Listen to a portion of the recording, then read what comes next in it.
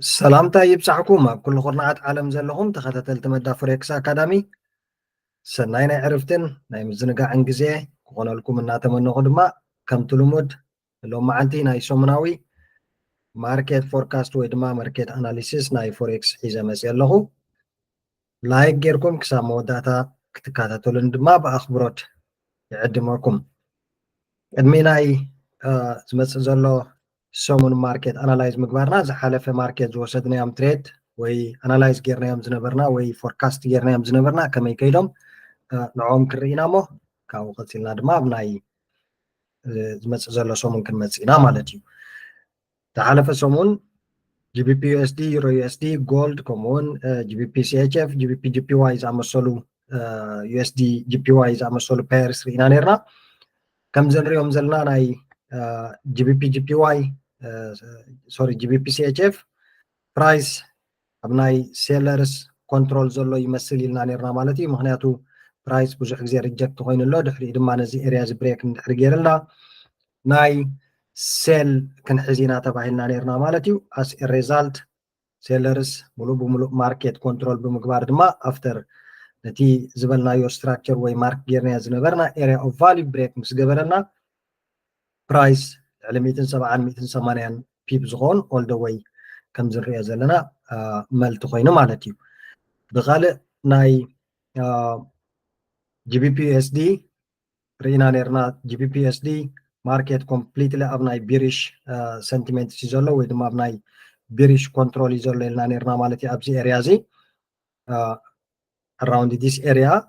ብድሕሪ ድማ ፕራይስ ነዚ ስትራክቸር ዝብሬክ ምስ ገበረልና ኦል ደ ወይ ሴል ኢልና ማለት እዩ እቲ ናይ ሴል መንገዲ ድማ ከም ዝሪኦ ዘለና ብሙሉእ ጀሚርዎ ኣሎ ኦል ደ ወይ ኢት ጎን ዳውን ማለት እዩ ብሓፈሻ ኣዝዩ ብዙሕ ዝኾነ ኣማውንት ኦፍ ፒፕ ክሳብ ልዕሊ 100 ፒፕ ዝኾኑ ማለት እዩ ኣብ ናይ ሴለርስ ከይድልና ኣሎ ካልእ ዩሮ ዩኤስዲ ፕራይስ ናብዚ 1.07 ማርኬት ስትራክቸር ሪትሬስ ክገብረልና እሞ ካብዚ ንሴል ፖዚሽን ክኸደልና ኢልና ኢና ኣናላይዝ ጌርናዮ ነርና ኦፍኮርስ እቲ ፒፕ ከይድዎ ዘሎ ብዙሕ ኣይኮነን ግን ካብቲ ሪትሬስመንት 1.07 ካብኡ ሪትሬስ ምስ ገበረ ግን ከም ዝሪኦ ዘለና ክሳብ 67 ፒፕ ኦል ደ ወይ ትደዳውን ከይድ ነይሩ ማለት እዩ ካልእ ዩኤስዲ ጂፒዋይ ፕራይስ ኣብ ናይ ሳንደይ ቪድዮና ኣብዚኣ ትራፕ እዚኣ ነራ ማለት እዩ ፕራይስ ካብዚኣ ስትራክቸር እዚኣ ብሬክ ገብረልና ንፅበዮ ነርና ድሕሪ ብሬክ ኣውት ድማ ንሱ ከም ዝሪኦ ዘለና ልዕሊ 100 ፒፕ ዝኸውን ኦል ደ ወይ ከይድሎ ካልእ ኣብ ናይ ጂቢፒ ጂፒዋይ ፕራይስ ኦረዲ ሪጀክት ኮይኑልና ካብዚ 190 ኤርያ ኣብዚና ነርና ማለት እዩ ፕራይስ ድማ ኦል ደ ወይ ካብዚ ናይ ምኻድ ትኽእሉ ኣለዎ ኢልና ማለት እዩ ኣናላይዝ ጌርናዮ ነርና ሴል ኢዝ ኦቨር 190 ብሬክ ሳብ ዘይገበረ ሴል ኦቨር ወዲ ሴል ሲልናያ ነርና ማለት እዩ ኣስ ሪዛልት ድማ ፕራይስ ኦል ደ ወይ ኢት ጎን ኣፕ ፋይናሊ ኣብ ናይ ጎልድ እንድሕር መፂና ድማ ጎልድ ኣብዚኣ ነራ ሰንበት ኣናላይዝ ክንገብር ከለና 23 ብሬክ ኣውት ንባይ ፖዚሽን ክርኢና ኢልና ማለት እዩ እዚ ድማ 23 ብሬክ ምስ ገበረ ልዕሊ 400 ፒፕ ዝኸውን ኦል ደ ወይ ከም ዝሪኦ ዘለና ፕራይስ ኣብ ናይ ቡልሽ ቀኒ ማለት እዩ ስለዚ ኢት ዋዝ ቨሪ ቨሪ ቢዩቲፉል ዝኾነት ሰሙን እያ ነራ ማለት እዩ ዳርጋ ነቶም ኣናላይዝ ዝገበርናዮም ምስ ዳርጋ መብዛሕትኦም ካብ 100 ንላዕልን ፒፕ እዮም ከይዶም ማለት እዩ ብጣዕሚ ብልስቲ ዝኾነት ሰሙን እያ ነራ ሕጂ ኸ እንታይ ኢና ክንፅበ ካብዚ ማርኬት what are we going to expect for the next week ምክንያቱ እዚ ሕጂ እንታይ ክሕግዘና ይኽእል ዝመፅእ ዘሎ ሰሙን ቀዳምን ሰንበትን እንድሕሪ ኣናላይዝ ጌርና ማርክ ጌርና ርኢናዮ ኣብ ምንታይ ፎካስ ከም ንገብር ማርኬት ምስ መፀ ሶኒ ሶሉስ ሽዑ ብዙሕ ፓኒክ ኣይንኸውን ኢና ነቶም ፎካስ ጌርና ሒዝናዮም ፀናሕና ፓየርስ ንዕኦም ጥራሕ እናተኸታተልና እቲ ንገብሮ ኣክሽን ናይ ባይ ኦር ሴል ኣክሽንስ ክንወስድ ንኽእል ኢና ማለት ስለዚ ንከምኡ ክሕግዘና ስለ ዝኽእል ኩሉ ግዜ ማርክ ጌርና ቀዳምን ሰንበትን ማርክ ጌርና ኢና ክንፅበ ዘለና ማለት እዩ ስለዚ ለስጎ ከምቲ ቀዲመ ዝበልኮ ላይክ ሼር ሳብስክራይብ ጌርና ንጀምር ብዲኤክስዋይ ክንጅምር ኢና ወይ ድማ ናይ ዶላር ኢንዴክስ ክንከይድ ኢና ማለት እዩ ስለዚ ዶላር ኢንዴክስ እንድሕር ርኢናዮ ስቲል ፕራይስ ኢዝ ቡሊሽ ካብዚ ጀሚርና ክሪኦ ንኽእል ኢና ማለት እዩ ፕራይስ ስቲል ሃየር ሃይስ ፎርም እናገበረልና ይስሕይ ዘሎ which is very beautiful at the same time ድማ ኣብ ናይ ፎርሄድ ታይም ፍሬም ቢዩቲፉል ማርኬት ስትራክቸር ኩሉ ግዜ እዚኣ ስትራክቸር እዚኣ ፎርም እንድሕር ኮይና ኣብ ዝኾነ ኣሰት this is king እዚኣ ኣብ ናይ ኣኩሚሌሽን ወይ ሬንጅ ማርኬት እንድሕር ኣትልና there is potential opportunity ናይ ማርኬት ኢና ንብል ማለት እዩ ስለዚ DXY ኣብ ሬንጅ ኣትልና ኣሎ ሕጂ እዚኣ ከም ዝሪኦ ዘለና ስለዚ there is potentially price ብሬክ እንድሕር ገይርልና ትደዳውን ክሳብ 104 ናብዚኣ ሪትሬስመንት ክገብር ይኽእል እዩ ናብዚ ትረንድ ላይን ማለት እዩ ከምኡውን ኪ ለቨል ኣላትና ናብዚ ኦቨርኦል ቡሊሽ ስለ ዘሎ ድሕሪ እዚ ግን ኦል ደ ዌይ ባይና ክንፅበ ማለት እዩ ኢንኬዝ ነዚ ቡሊሽ እዚ ከይሃበና ወይ ነዚ ንብሎ ዘለና ናይ ሪትሬስመንት ከይሃበና ፕራይስ ስትሬት ኣወይ እንድሕር ብሬክ ገይርልና ድማ ኦል ደ ዌይ እቲ ቡሊሽነስ ናይቲ ማርኬት ክቅፅል እዩ ማለት እዩ ስትሬት ኣወይ ስለዚ እዚኣ ብከምዚ መንገዲ ክንከታተላ ኢና ኣክሽን ናይ ወላ እውን ኣብ ናይ ሃየር ታይም ፍሬም እንድሕር ኢና ናይ ዴይሊ ድማ ራእይዎ እቲ ስትራክቸር ባዕሪ ክንደይ ቢዩቲፉል ፎርም ገይርልና ኣሎ ማለት እዩ ስለዚ ስትሬት ኣወይ እንድሕር ብሬክ ገይራትና ድማ ናብ 107 ናይ ምውፃእ ተኽእሎ እዩ ዝህልዎ ማለት እዩ ከምኡ እናበለ ኦል ደ ዌይ ናይ ቡሊሽ ናይ ምኻድ ክሳብ ኣብዚ 114 ናይ ምውፃእ ተኽእሎ ክህልዎ እዩ ማለት እዩ ኦቨርኦል ክንሪኦ ከለና ሕጂ DXY's ቡሊሽ ማርኬት ወይ ድማ ዶላር ኢንዴክስ ኣብ ናይ ቡሊሽ ሰንቲሜንትስ ከም ዘሎ ክሊርሊ የርእየና ኣሎ ማለት እዩ ወላ እውን እዚ ፑልባክ ናብ ዝንብሎ ዘለና ንግዚኡ ፑልባክ ተዘይኮይኑ እምበር ኦቨርኦል ባይ ናይ ምኻድ ተኽእሎ ዝለዓለ ክህልዎ እዩ ማለት እዩ ስለዚ DXY እንድሕር ናብ ናይ ቡሊሽ ሰናርዮ መፂልና እቶም ናህና ኮመን ዝኾኑ GBP USD and Euro USD ድማ ናይ ሾርት ፖዚሽን ናይ ምምፃእ ተኽእሎ ክህልዎም ይኽእል ማለት እዩ ኣብቲ ናይ ፋንዳሜንታል ሳይድ እንድሕር ኢና ኔክስት ዊክ ብዙሕ ዝጋነን ኒውስ የብልናን ናይ ዩሮ USD and GBP ናይ PMI ግዜ ማለት እዩ እቲ ፓርቼዚንግ ማናጀርስ ፓርቼዚንግ ኢንዴክስ ማናጀርስ ዝበሃል ማለት እዩ ወይ ድማ እቲ ኣብ ናይ ፓርቼዝ ዝገብሩ ማናጀርስ ከመይ ከም ዘሎ እቲ ሓፈሻዊ ኢኮኖሚ ሓፈሻዊ ናይ ኢኮኖሚ ኣካይዳ ናቶም ስታቲስቲክስ ዝህብሉ እዩ ስለዚ ንማርኬት ቁሩብ ኣፌክት ክገብር ይኽእል እዩ ተዘይኮይኑ ግን ከምዚ ዝጋነን ናይ ኒውስ ኢቨንታት ወይ ናይ ኢንተረስት ሬት ይኹን ናይ ናን ፋርም ኢምፕሎይመንት ወይ CPI ገለ የብልናን ማለት እዩ ስለዚ ኤቢእ ኩለር እዩ ስለዚ እቲ ጂኦፖለቲክስ ኣብ ቦትኡ እንከሎ ማለት እዩ ጂኦፖለቲክስ ኣብኣ እንከለኹ ከስምረላ ማለት እዩ ብቀዳማይ ናይ እስራኤል ግብረ መልሲ ዝነበረ ከምቲ ዝድለ ኣይኮነን ማለት እዩ ማለት ዲሲሽን ዝግበረሉ ኣይኮነን ስለዚ እቲ ኦፍኮርስ ግብረ መልሲ ሂቦም እዮም ግን ኦፊሻል ዝኾነ ክሊር ዝኾነ ናይ ግብረ መልስታት ኣይኮነን ማለት እዩ ስለዚ ኢንቨስተርስ እውን ነዚ ኩነታት እዚ ብደቂቕ እዮም ዝከታተልዎ ዘሎ እንታይ ከጋጥም እዩ ሎምን ፅባሕን ማለት እዩ እዚ ቀዳመ ሰንበት ከዓ ዊ ዶንት ኖው ስለዚ ንሱ ጎኒ ጎኑ ከም ተወሳኺ እንዳርኣናዮ እንተኸድና ዝበለፀ ማለት እዩ ኣብቲ ናይ ፎሬክስ ፋክተሪ ዶት ኮም ዝምልከት ግን PMI ዘለና እቲ ፓርቼዚንግ ማናጀርስ ኢንዴክስ ዝበሃል ማለት እዩ እሱ ግን ንማርኬት ክሊር ዝኾነ ወይ ድማ ንነዊሕ ከኺዶ ዝኽእል ዓይነት ኒውስ ኣይኮነን ኦፍኮርስ ንሓፂር ግዜ ቮላቲሊቲ ክሬት ክገብር ይኽእል እዩ ግን ከምዚ ናይ ማርኬት ዳይሬክሽን ክቀይር ዝኽእል ኣይኮነን ማለት እዩ ሶ DXY ከምዚ ካብ ረኣናዮ ቀፂልና ናብ ጂዩ ክንመፅእ ኢና ማለት እዩ ናብ ዶላር ክንመፅእ ኢና GBP USD ከምቲ ላስት ዊክ ሒዝናዮ ዝነበርና ፕራይስ ኮምፕሊትሊ ብሬክ ገይርና ኣሎ ሕጂ ድማ ሴለርስ ሙሉእ ብሙሉእ ማርኬት ኮንትሮል ገይሮም ኣለዉ ስለዚ ናብ 24,200 ኤሪያ እንድሕር ሪትሬስ ገይርና ናብዚ ማለት እዩ ሴል ፖዚሽን ናይ ምምፃእ ተኽእሎ ክህልወና አንለስ ፕራይስ 24,200 ኣባቭ እንተዘይዓፂልና ስቲል ማርኬት ዊል ቢ አንደር ኮንትሮል ኦፍ ሴለርስ ስለዚ ናብ 24,200 እንድሕር ሪትሬስመንት ረኺብና ቱናይት ፅባሕ ማለት እዩ ካብኡ ሴል ፖዚሽን ክንሕዝ ኢና ፋይናል ዲስቲኔሽን ናይ GBP USD 1.21 እዩ ኢንኬዝ እንድሕር እዚኣ ሴል ፖዚሽን ሒዝናያ ስቶፕሎስ ናህና ናይ ክሳብ 50 ፒፕ ዝኾኑ ስቶፕሎስ ንሃባ ናብ 1.21 ናይ ምውራድ ዝለዓለ ተኽእሎ ክህልዋ ማለት እዩ ስለዚ ኣብዚኣ እንድሕር መፂና ማለት እዩ እቲ ታርጌትና ድማ ከባቢ 370 ፒፕ ናይ ምውራድ ተኽእሎ ዝለዓለ ክህልዎ ማለት እዩ ስለዚ እዚኣ ብቀሊል ንካታተላ 1.24200 ሾርት ፖዚሽን ክንሕዝ ኢና እቲ ዝዓበየ ባይ ወይ ድማ ናይ ማርኬት ሰንቲመንት ምቅያር ግን 1.24700 ነዚ እንድሕር ብሬክ ጌርና ኸ ኦል ደ ወይ ናይ ሙሉእ ብሙሉእ ናይ ትረንድ ሽፍት ክኸውን እዩ ማለት እዩ ንባይ ፖዚሽን ክርኢና ማለት እዩ ስለዚ እዚኣ ንብላ ዘለና ሪትሬስመንት እንድሕር ረኺብና we are going to look for short position ማለት እዩ from this market structure ኣብዚ fair value gap ኣላትና ስለዚ ነዚኣ ማርኬት ክመልኣ ይኽእል እዩ ስለዚ ናብዚኣ ሪትሬስመንት እንድሕር ረኺብና we are looking for short position ቀፂልና ዩሮ ዩኤስዲ ክርኢና ዩሮ ዩኤስዲ which is good ሕጂ ብጣዕሚ ፅቡቅ እያ መፅያ ዘላ ወላሁን ካብታ ናይ ጂቢፒ ዩኤስዲ ዩሮ ዩኤስዲ is better ምክንያቱ ኣብቲ ቀዲመ ክገልፆ ፅናሕኩ ናይ ማርኬት ኣብ ኣኩሙሌሽን ወይ ድማ ማርኬት ኣብ ሬንጅ እንድሕር ኣቲልና ዝበለፀ ናይ ፖቴንሻል ኦፖርቹኒቲ ስለ ዘለዎ ማለት እዩ ስለዚ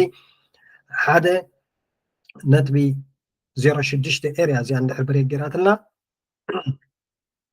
all the way sell position ክንሕዝ ኢና ክሳብ 1.04 ኤርያ ማለት እዩ ክሳብ ኣብዚ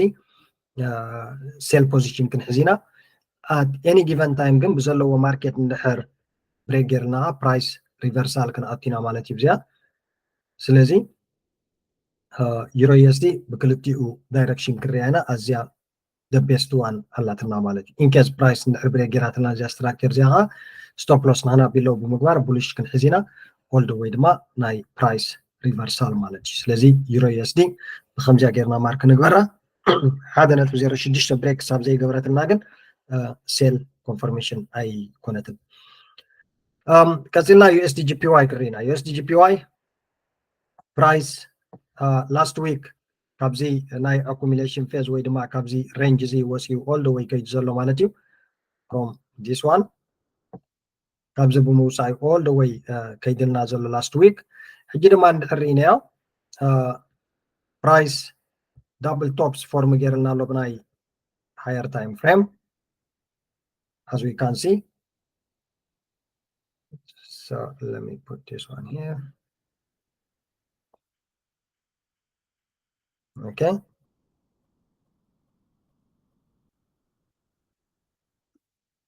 so GBP USD GPY بخمس መንገዲ ክርያ ኢና ማለት እዩ at any given time price እንድሕር ነዚ ስትራክቸር እዚ ብሬክ ጌርልና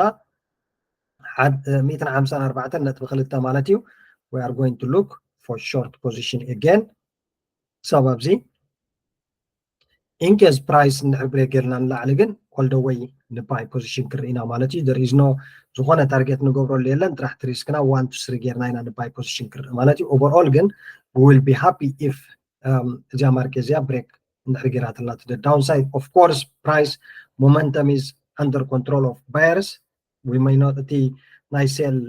ብቀሊል ኣይክንረኽቦ ኢና ንኽእል ማለት እዩ ምክንያቱ we can see this week ኣዝዩ ዓብ ዝኾነ ዊክ ኣብ ዘለና ሪጀክሽን ኣብዚ እውን ሪጀክሽን again this rejections እዚኣቶም ማርኬት ባየርስ ኮንትሮል ገይሮሞ ከም ዘለዉ እዮም ዝሕብሩና ዘለዉ ግን we don't know what will happen the coming week ስለዚ ፕራይስ እንድሕር ነዚ ሂብና ሴል ፖዚሽን ክንርኢና at any time እንድሕር ፕራይስ ብሬክ ቀፂሉ ግን እቲ ቡሊሽነስ ናቱ እናቐፀለ ከይዲ ንባይ ክንሕዝ ንኽእል ኢና ማለት ስለዚ ኣብ ናይ USD GPY will be happy if sell position እንድሕር ረኺብና instead of ናይ ባይ ፖዚሽን ማለት እዩ so at any time ኣብ ናይ ሴል ፖዚሽን ተመሲያትልና ጥራሕ እንተሪእናዮ እውን ዝሓሸ ምክንያቱ ንባይ እቶም ካልኦት ስለ ዘለውና we don't need to look for buys for this trade ቀፂልና GBP USD GBP GPY GBP GPY not really one of the best ኣብ ክንዳት Euro GPY ኣምፅእ ኣለኹ ክሪአ ኢና ግን in case GBP GPY ትሬድ ትገብሩ ሰባት እንድሕር ኣለኹም ድማ ፕራይስ ኮምፕሊትሊ ብሬክ ጌርና ኣሎ ኣብዚ እንድሕር ርኢናዮ ኦልሬዲ ፕራይስ ነቲ unmitigated ዝነበረ ስትራክቸር ሚቲጌት ጌርልና በዚኣ ዊክ እዚኣ ማለት እዩ as we can see price already mitigated ስለዚ there is potential price reversal ናብዚ 191.7 ኤርያ እንድሕር ረኺብና ካብዚ again sell position ክርኢ ንኽእል ኢና ክሳብ 193 ኤርያ ማለት እዩ ክሳብ ኣብዚኣ ሕጂ in case ግን ዝማርኬት እንድሕር ዝኾነ ሴል ከይሃበትና straight away break ጌራትና above ድማ ክሳብ እቲ ናይ previous highs buy position ክርኢና ማለት እዩ ስለዚ نابي تخيد بزي قدس تراح كم جا جيرنا ندحر مارك جيرنا زبلست ستا بيا زلاتنا مالتي so نابجا retracement by sell position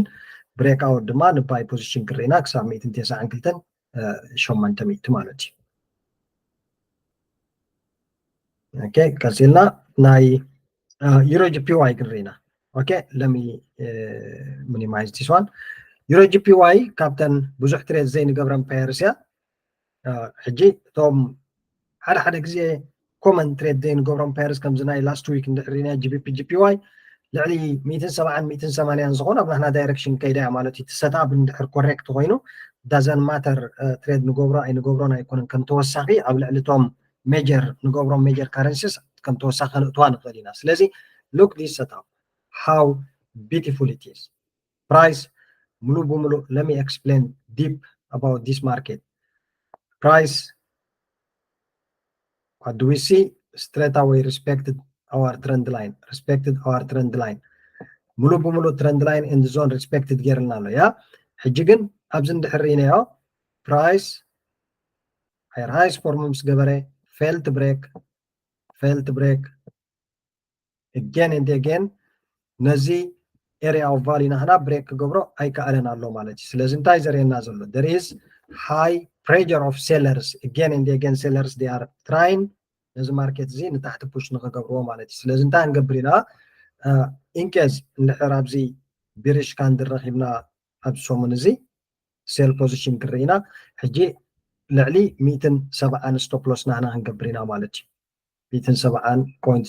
إذا مالت دما 5 بيب around 50 بيب ستوب لوس ندرهيبنا all the way as a swing تحتي كنحزانا خلينا مالتي in case زخوانا نباي ناي سيل opportunity كي هابتنا ندحر بريك جيرا دما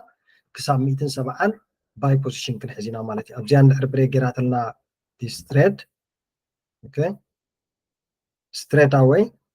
كساب 207 ستوب لوس نحنا بيلو بمقبار كساب 207 تارجت كنقبرينا مالت سلازي اتزعابي سيلرز ناي ايرو جي بي واي قنا معاشي كجمر okay look here if this trend completely broken this is our entry أبزيان سيل بوزيشن كنا أتون خلينا مالتيو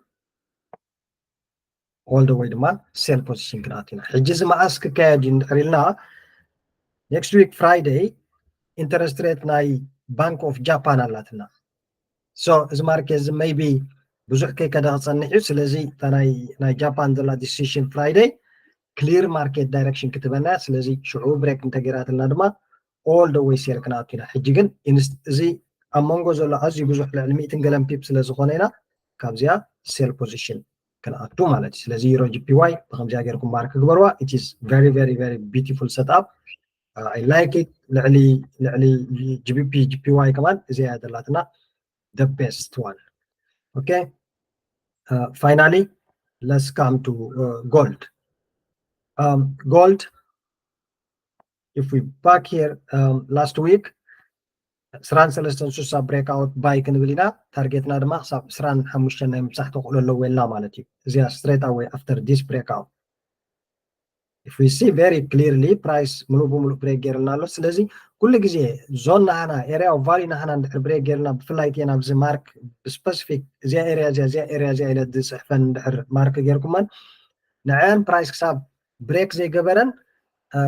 باين دحر صني هنا موسى عدلنا ني مالتي سلازي حسب نزي area زي بريك مس جبرن دحرينا لي 100 400 بيب زخوني all the way لا عليك يجزلو مالتي حجي ما again كلا أجزاء مسي دمان نزي area نحنا respect جيرنا له all the way issued up so حجي دمان دانا كنسبنا زمس زلو سومون clearly نرايو how beautiful market structure is this one if we see this one is very beautiful market structure with ما area of value create جيرنا له سلازي price 24 نحر بريك جيرنا above let's look for buys 24 بريك ندحر جيرنا all the way نلعلي تاع 25 نبلا زلنا تارجت كا بخمسة كتهرم مالتي 24 ندحر بريك جيرنا ستوب لوس هنا بيلو بمقبار all the way up 25 ناي مبسحتو خلوز على كله مالتي of course እንድሕር ፕራይስ ሪጀክት ኮይኑ ብዚ ሴል ክንብል ንኽእል ኢና ክሳብ 23.60 ኤርያ ማለት እዩ እቲ ዝዓበየ ሴል ግን ፕራይስ ሽፍት ገይሩ እንብሎ 23.60 ሙሉእ ብሙሉእ ብሬክ እንድሕር ገይርልና ድማ ክሳብ 23 ሴል ክንርኢና ማለት እዩ ከምኡ እናበልና ሾርት ፖዚሽን ክንርኢና ብዝኾነ ግን 24 ብሬክ ክሳብ ዘይኮነ ዶንት ሉክ ፎር ባይ 24 ብሬክ እንድሕር ገይርልና ግን ስትሬት ኣዌይ ክሳብ 25 ናይ ባይ ኦፖርቹኒቲ ክትበልና እያ ማለት ቨሪ ክሊርሊ ስለዚ እቲ ፎርም ገይራትና ዘላ ስትራክቸር ቨሪ ናይስ ዋን እዩ still market is under control of buyers momentum candles ኣለና ኣብዚ again momentum candles ኣለና again rejection candles ኣለና of course ሕጂ ኣብዚ ክንሪኦ ንኽእል ኢና beautiful market rejection ኣለና ኣብዚ ክልተ rejection ንሪኦ ዘለና ስለዚ ነዚአን rejection ብዘለዋ እንድሕር ቢሪሽ መፅያትና ክሳብ ኣብዚ ሴል ፖዚሽን ክንኣቱ ንኽእል ኢና ማለት እዩ ስሞል ሪስክ ብምግባር ማለት እዩ ዝዓበየ ሴል እዚኣ ብሬክ ክትከውን ክትከል ኣለዋ ማለት እዩ ሶ 24 ከም ሓንቲ ነጥቢ ወይ ድማ ፖይንት ንውሰዳ ንዓ ብሬክ ኣብ ዝገብረሉ ማርኬት ድማ ኦል ደ ዌይ ባይ ፖዚሽን ክርኢ ንኽእል ኢና ማለት እዩ ስለዚ ያ እዚአን እየን ነዚ ሰሙን ኣዳልየን ዘለኹ ስለምክትታልኩም ደጊመ የመስግን ከም ተቐዲመ ዝበልክዎ ድማ ሼር ላይክ ሳብስክራይብ ኣይንረስዕ ሰሰናይ ንኹልና ቻው